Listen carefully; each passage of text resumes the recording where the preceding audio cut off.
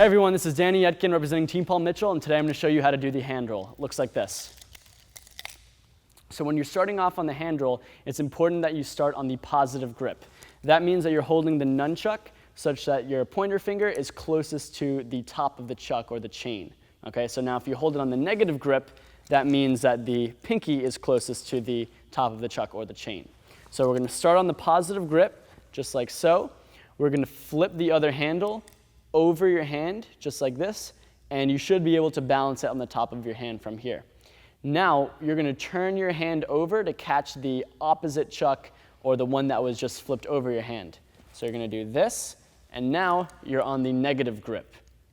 Now from here, you're going to continue that motion. So let's pretend that we just did that move. You're going to continue that motion, and you're going to flip it all the way up to your wrist.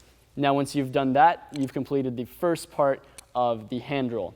Now from here, you're going to flip it back, and now you're in the position that you started in. So if you're a beginner with this move, one thing that you can do is start on the ground just like this, just in case if you drop the chuck, you can pick it up a lot easier.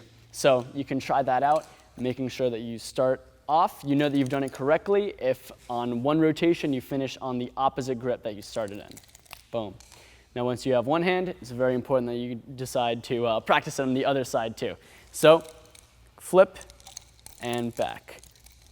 1, 2. All right? If you've got that down, you can always try it with both hands.